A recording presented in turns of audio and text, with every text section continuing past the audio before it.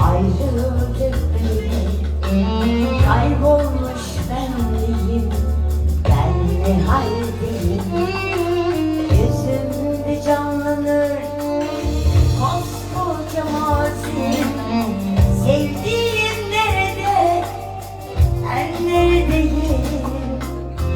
Suçumuz değil ki ayrıldık bile, kaybolmuş benliğim, ben ne haldeyim? Efkarım birikti, sığmaz içime.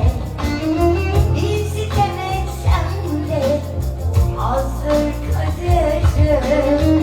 Gülmeyi unutan yaşlı gözlerim, mutluluktan haber verdiler taşım.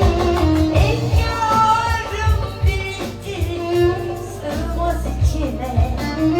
Bir sitem etsem de hazır kaderim.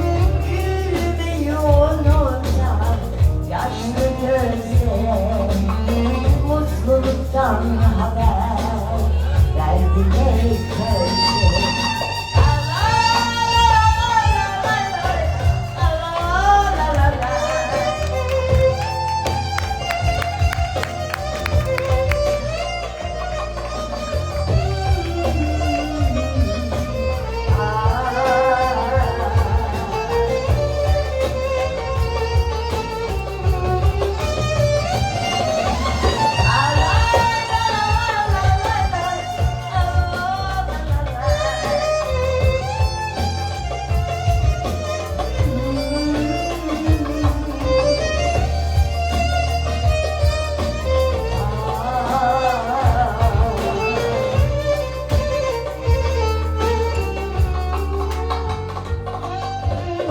Bir hayal tufanı eser başımda.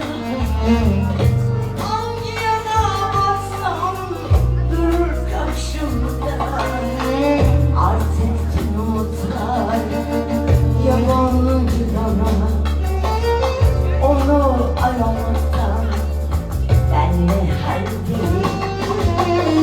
Bir hayal tufanı eser başımda. Hangi yana baksam durur karşımda. Hasretim umutlar yabancı bana. Onu aramaktan ben ne haldeyim?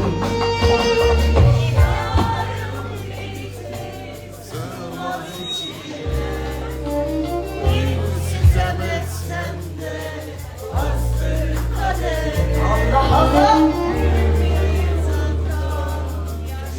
yaşlı gözlerim,